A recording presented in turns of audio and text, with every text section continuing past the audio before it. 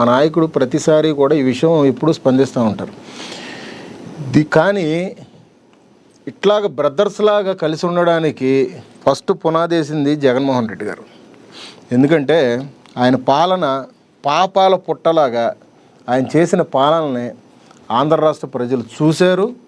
దానికి తగ్గట్టుగా 2024లో దానికి తగ్గట్టుగా రిజల్ట్స్ కూడా ఇచ్చేశారు. ఇక్కడ ఎప్పుడైనా కానీ హుందా రాజకీయాలు చేయాలి. నేను ఫస్ట్ చెప్పిన మాటకి ఈ మాటకి అదేనండి కారణం. హుందాతనంగా రాజకీయాలు చేయాలి, విధి విధానాల మీద ప్రస్తావించాలి, దాని ప్రకారంగా మాట్లాడాలి. కానీ జగన్మోహన్ రెడ్డి గారు ఏం చేశారు? దేవాలయాల మీద దాడులు, అక్రమంగా ప్రశ్నిస్తే అరెస్టులు, చంపేయడాలు, డోర్ డెలివరీ చేయడాలు, ఇట్లాంటివన్నీ చూసుకుంటూ ఉండంటే మద్యపాన నిషేధం చేస్తా అన్నారు, కల్తీ మద్యం అమ్మారు. ఇవాళ రోజున ఈ కేసులు తలకు చుట్టుకున్నాయి. ఇవాళ అదే అయిపోయిన తర్వాత కలియుగ ప్రత్యక్ష దైవం వెంకటేశ్వర స్వామిది లడ్డూనే కల్తీ చేశారు, ఒక చుక్క పాలు లేకుండా. అసలు నీ ఏ కాదని తెలిసారు. ఇట్లాంటివన్నీ అరాచక పాలన చూసి ఎన్ని మాటలన్నా కానీ, ఎన్ని అరెస్టులు చేసినా కానీ, కార్యకర్తల మీద ఎన్ని దాడులు చేసినా కానీ, టీడీపీ ఆఫీస్ మీద విచక్షణారహితంగా దాడులు చేసినా కానీ ఇవన్నీ చూస్తూ కలిసి వెళ్ళాలనే ఉద్దేశంతో కూటమిని కలిపింది జగన్మోహన్ రెడ్డి. కానీ జగన్మోహన్ రెడ్డి ఎప్పుడో చెక్ పెట్టేశాం.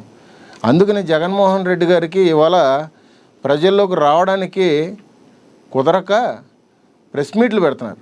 ఇవాళ ఆయన పదవి పోయిన తర్వాత ఎన్నిసార్లు ప్రెస్ మీట్ పెట్టారండి? ఆయన 23 సార్లు పెట్టుంటాడు.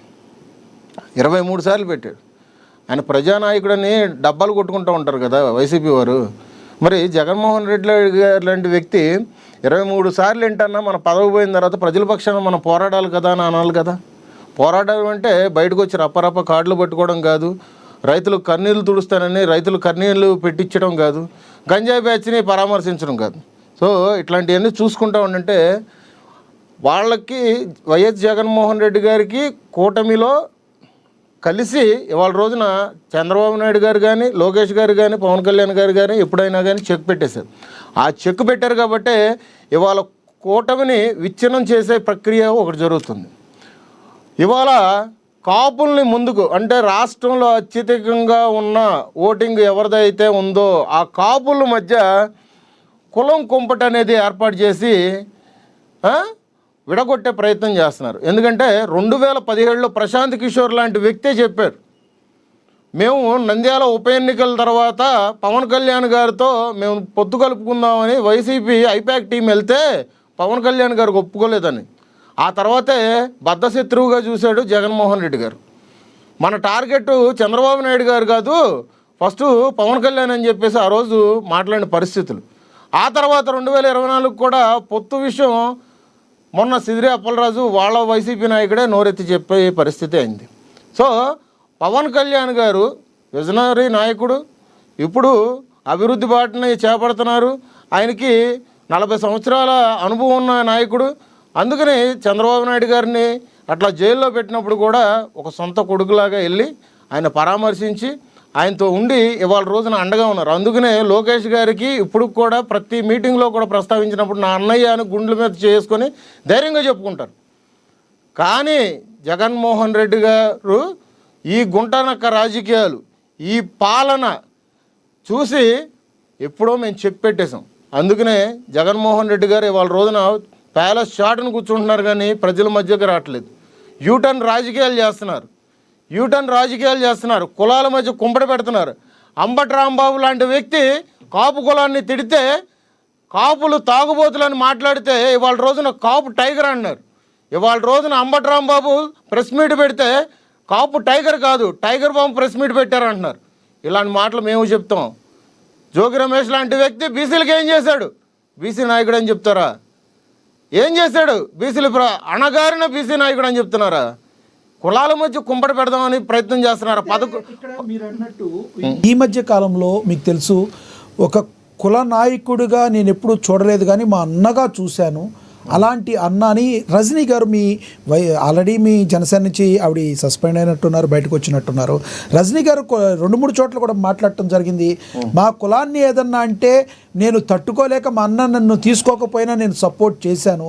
మరి ఇది మీరు చెప్పిన ఆ వ్యక్తి వైసీపీ ఎవరైతే మాజీ మంత్రి ఉన్నాడో, మరి జోగి రమేష్ ఏదైతే మాటలు మాట్లాడాడో, కుక్క అని ఫలానా అని చెప్పి ఆవిడ మరొకసారి గుర్తు చేస్తూ మేము ఇంత నిలబడి ఉన్నాము, అలాంటి వ్యక్తి ఏందన్నా ఇలా చేస్తున్నామని ఈ రోజున విమర్శిస్తున్న పరిస్థితి, కులాన్ని మీద కూడా మాట్లాడుతున్న పరిస్థితి. అసలు రజనీ గారి గురించి ఏమంటారు అంటే అసలు మీలో మీకు క్లారిటీ ఉందా? ఆవిడ ఎందుకు ఈ రకంగా బిహేవ్ చేసిందంటారు?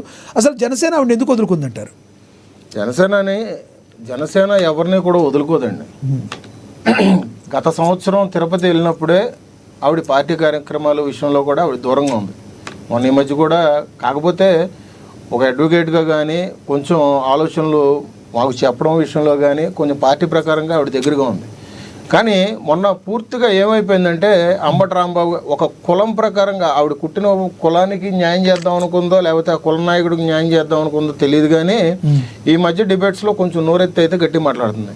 నేను మాట్లాడదామని అనుకున్నా కానీ మొన్న మధ్య హాస్పిటల్ నుంచి డిశ్చార్జ్ అయింది, ఒక హార్ట్ స్ట్రోక్ వచ్చి. ఇప్పుడు లేనిపోయింది ఆవిడతో గట్టిగా మాట్లాడి ఆవిడ ఆలోచనలో లేకపోతే కోపం తెప్పించే ప్రయత్నాలు చేసి ఆవిడకి ఏం చేసామనుకోండి రేపొద్దున మంతా తలకు చుట్టుకుంటూ ఉంటుంది. అందుకనే ఆవిడని కొన్ని రోజులు ఆ మైండ్ సెట్ ఆవిడ కరెక్ట్గా లేదు కాబట్టి ఒక పిచ్చిదాని లెక్కనే లేకపోతే ఆ విధానానికి వదిలేశాను. ఆవిడ బ్రెయిన్ అంతే ఇంకా. సో ఇక్కడ మాకు తెలిసిన విషయాలు ఏంటంటే ఆవిడ ఏ విధంగా లాభాపేక్ష పొందుతుంది అనే విషయం కూడా మేము తెలుసుకున్నాము. దాని ప్రకారంగా కూడా రానున్న రోజుల్లో మేమైతే చెప్తాము. కానీ ఏ రకంగా లాభాపేక్ష పొందుతున్నారంటే తెలుసులేండి, కొన్ని రోజుల్లో మేము రివ్యూ చేస్తాము. కానీ పార్టీ కమిటీలో మాత్రం ఆవిడ సమాధానం చెప్పుకునే పరిస్థితి అయితే ఒకసారి వచ్చి ప్రస్తావించాల్సి వస్తుంది. అది ఎందుకంటే సో ఇప్పటికీ కూడా ఆవిడకి ద్వారాలు క్లోజ్ కాలేదు, జనసేనలో నడిచే ఉద్దేశం ఉంటే అని మీరు అంటారా? జనసేన అధికార ప్రతినిధిగా అంటే ఇప్పుడు ఏమైనా డిబేట్స్కి వెళ్ళినప్పుడు నేను ఇప్పుడు అఫీషియల్ స్పోక్స్ పర్సన్ కాదండి, అధికార ప్రతినిధిని నేను వేయించుకుని నేను అక్కడ కూడా జనసేన నాయకుడు వేయించుకున్నాను. కానీ ఆవిడ పదవి పోయిన తర్వాత కూడా కొంతమంది జనసేన అధికార ప్రతినిధి అని ఇట్లాగా హైప్ చేయడం, ఆవిడ గురించి చెప్పడం, ఇట్లాగా ఒక అడ్వకేట్గా తీయకుండా అధికార ప్రతినిధిగానే కొన్ని రోజులు చలామణి అయ్యారు. అప్పుడు కూడా ఈ మధ్యకాలంలో జనసేన చెప్పుకుంటానే అధినాయకుల్ని విమర్శించే పరిస్థితి వచ్చింది. అట్లాంటప్పుడు ఏం చేస్తారంటే కూటమిలో ఇప్పుడు ఓ 3 సభ్య కమిటీ అనేది ఉంటుంది కదా, ఆ కమిటీకి అయితే వచ్చి సమాధానం చెప్పాలి. రైట్, నేను మళ్ళీ మాట్లాడతాను. మనతోటి ఫోన్లో అందుబాటులో ఉన్నారు సీనియర్ జర్నలిస్ట్ అక్షర్ సత్యం గారు ఉన్నారు, ఆయనతో మాట్లాడదాం. అక్షర్ సత్యం గారు నమస్తే సార్. నమస్కారం సార్, మీకు ప్యానెల్లో ఉన్న పెద్దలందరూ కూడా నమస్కారం సార్.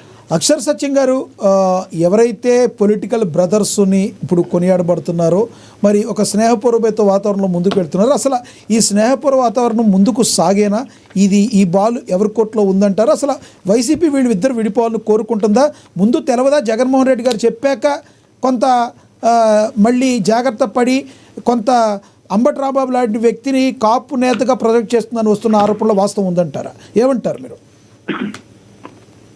సార్, మొట్టమొదటిగా కాపు టైగర్ ఎవరు, కాపు టైగరా లైనా ఎవరు అనేది కాపులు నిర్ణయించుకుంటారు. కానీ జగన్మోహన్ రెడ్డి గారికి కాపు టైగర్ ఎవరు అనేది నిర్ణయించే హక్కు జగన్మోహన్ రెడ్డి గారికి కానీ వైసీపీకి లేదు, అలాగే చంద్రబాబు నాయుడు గారికి కానీ టీడీపీకి లేదు, ఏ రాజకీయ పార్టీకి లేదండి.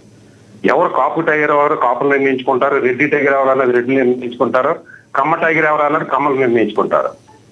రెండోది మన విజయకిరణ్ గారు అనుకుంటా కాపుల్లో టైగర్ వంగవేటి మోహన్ రంగా గారు అంటున్నారు కదా, దాంతో నేను ఒక రకంగా ఎగిరిపిస్తాను.